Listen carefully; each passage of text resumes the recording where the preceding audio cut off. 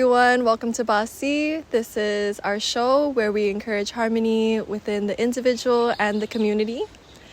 I'm your host, Ali, and today I have our special guest, Pauvela Borge, the pioneer of the lei top and owner of Ho'ano Leis. Thank you so much for having me.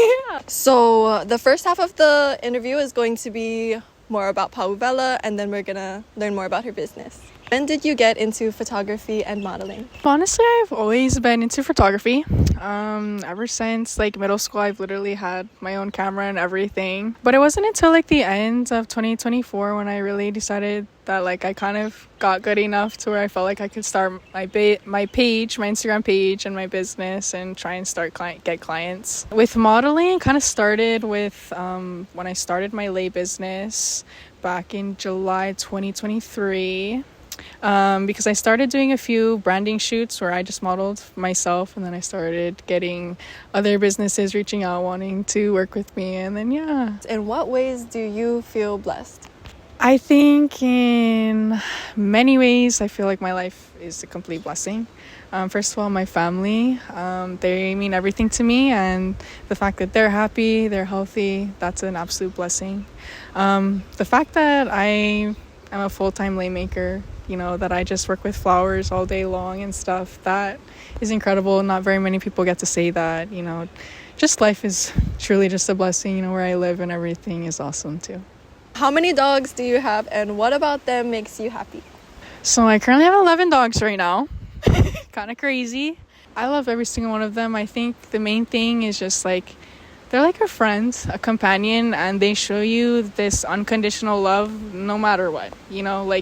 Honestly, you could do them wrong and they'll still love you with all their heart. You know what I mean? Aww. So cute. Oh, I saw a post of yours that says you don't find a happy life, you make it. Mm-hmm. So how do you embody this in your own life? Well, honestly, I didn't have a very good childhood. It was kind of sad.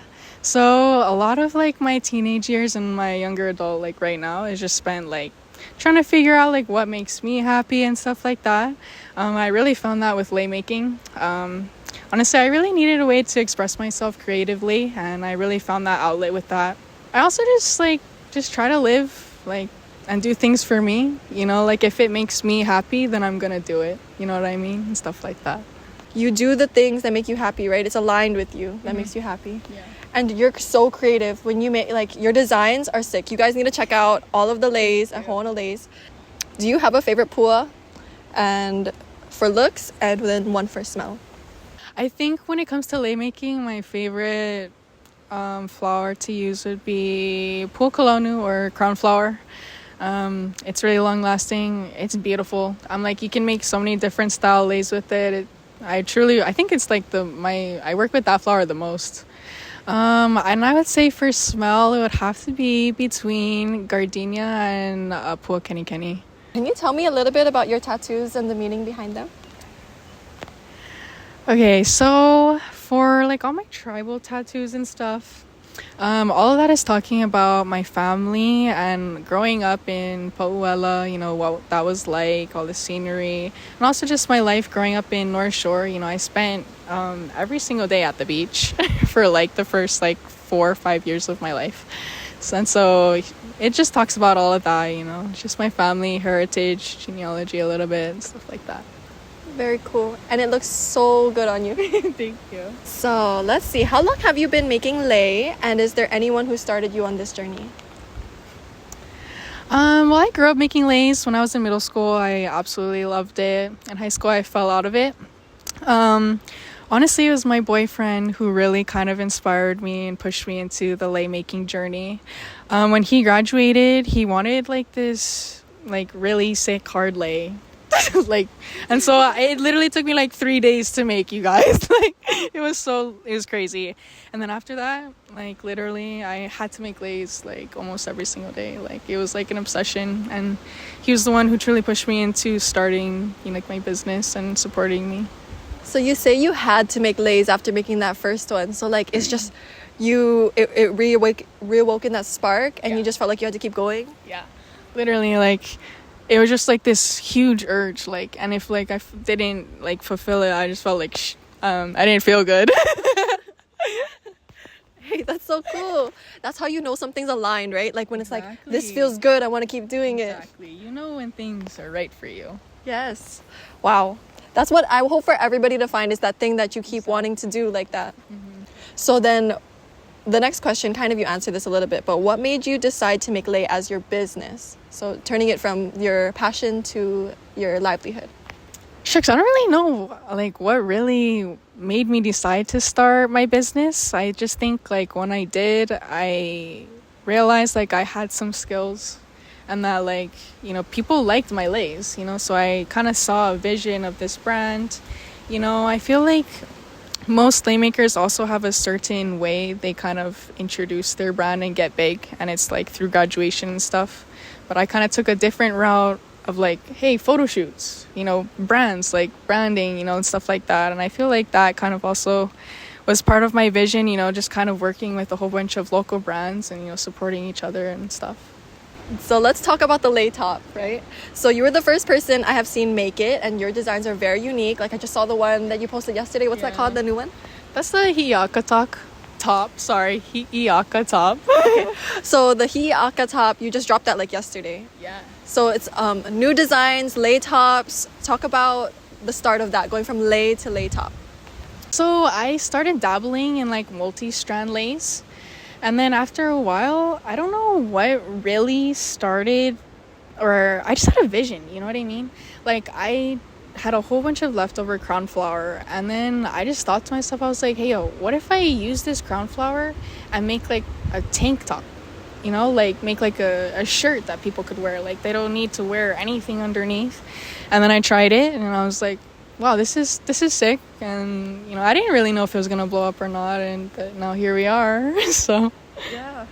That's cool because you didn't intend for it to blow up. It just did because it's something that people want and people like saw what's cool about it. People love them. It's crazy. Yeah, it's like we all wore lei. Like growing up, we had lei. The lei top is like, what? We could make tops like this? You know? It's like a reinvention and like modernization, I would say, of a traditional lei, you know? That's so cool. Like you were part of the evolution of the lei, I'd say, like into modern. So how does that feel? It's kind of crazy, you know? To look back and see like where I am now and my success is just kind of nuts, you know? I just love seeing that people recreations, you know, taking inspo, you know, I love seeing all that stuff, you know. I follow more lei makers than any other people on my business account, you know, because that's just what I want to see, you know. Wow, you're an inspiration. You've inspired people. It's sick. So you have great attention to detail. That's seen in your photography, your lei making. How does this help you in different ways, in the different ways that you express yourself creatively? Honestly, I think my attention to detail stems from me being a perfectionist. But I think what it really dives into is my lei tops. You know, I add little things here and there that you might not be able to initially see, but you go more up close and you'll see like the little details of the tops or any of my leis, honestly. And it just adds like this extra little thing, you know, like once you see it, you're like, oh wow, what is that? Like, okay, that's cool. For photography, it's like attention to detail I think is important. People want, you know, a whole mixture of kind of things, so I feel like I could bring that to a photo shoot and kind of capture what people want. Yes, you do. Actually, how we met was like I had Pauwela take my birthday photos, right? Yeah, and she captured what I wanted. So yeah. And then so for the perfectionism, right, how do you know when you're you're making a lei top or a lei and you're like, how is it done? Like how do you decide, okay, it's done, I'm not gonna keep changing it? So I'm not gonna lie, when I make a lei top, usually how it is I wake up in the morning and I have a vision and I go exactly for that vision. Like I truly see what I want the lei to exactly look like. Main thing is like with lei tops, how I know I'm done is to make sure just the whole chest area is covered, because I don't really want people to girls having to worry about anything kind of popping out that shouldn't be popping out. You know. Thank you for that. And I don't know, it's just a feeling you get, you know.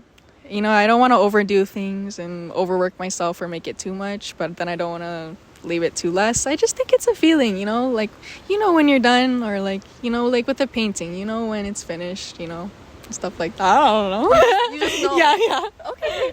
That's cool, because, for every artist it's different. It's like, maybe I'll go back to it next time, or like, but you're like, okay, it's done because it looks like what I saw it to look like, right? Respect.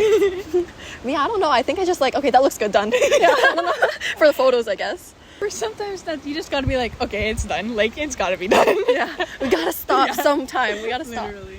Okay, so we heard a little bit about your process. Like, you imagine it first. But as a lay maker, what is your process of picking the pose and then creating the pattern or design? So, like, going from that image in your head to the pattern, and yeah. It kind of differs because when I head into lay tops, I already know the design and patterns that I'm going to use. When I do something more like a lay po'o, that's where, like, I have all my flowers and I got, and then when I'm ready to make the lay, I just kind of, before I start, I kind of set up the flowers in a kind of a pattern that I think would look good. And then, if I think it looks right, just like kind of just sitting there like on my table, then I'll put it onto the lay, and if it looks good, then I'll just keep going, and if not, I'll just take them all out and try a different pattern. Thank you for sharing. Do you have any personal rituals or practices that enhance your connection to the earth? Like, say, when you're picking flowers, or like, do you have any spiritual side like that? Like, when you're, like you said earlier, we're like, I love you, like talking to the earth. Like, is there anything like that? Well, I love Mother Nature, the earth. Honestly, I'm an earth sign, so I think, like, I'm meant to be in nature all of the time. Main thing is just, like, I always have a positive attitude when I go out and pick pose. Like, I don't ever want to feel stressed or anything. I always want it to be a peaceful time. One thing about pool picking is I always make sure not to overpick at all, just because I want to make sure, like, I want to respect the place, I want to make the trees feel like, I'm not taking from them too much or anything, I just want to show as much respect to the aina as possible, so I don't try not to overpick or anything. If there's new flowers coming, I don't even touch those. I just let them go. Honestly, for lay making, kind of a ritual just to kind of ground myself is usually after I make a whole bunch of lays, and for people, I always have to make one for myself, just to kind of remind myself, like, why I'm doing this, and just kind of keep that love for or my passion going for that. Yeah, you deserve it after making all of those lays, like 30 delivering today, right? Mm-hmm. That's a huge order, guys. Like, my biggest order ever. Oh, congratulations. Thank you. On the come up. So let me see. You were born on Maui and went to Kamehameha. I saw in another interview you said. So what do you do to keep Hawaiian traditions alive in today's Maui? And how would you envision Hawaiian culture integrated into everyday life in your ideal world? Well, I feel like the biggest thing is me being a lay maker. I'm perpetuating a Hawaiian practice, which I think is amazing. Another thing is just I'm a lama the aina as much as possible. When in terms of my life and like Hawaiian and like incorporating Hawaiian values and just culture into my life, I truly want to be fully immersed. Like right now, honestly, like I want to get fluent in Hawaiian. I found like this kumu that does classes that I want to do. And really incorporate that into my life, because I want my kids to learn Hawaiian first before English.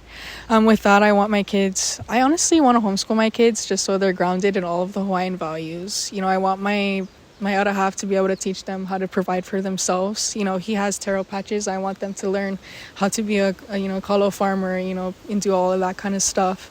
Just main thing, just it's working for yourself, your family, that land, just trying to go back to that lifestyle, more simple, just kind of living, Like that homestead life, right? Yeah. Like self-sustainable. Literally homestead. Yeah. I see that for you. That's going to be awesome one day.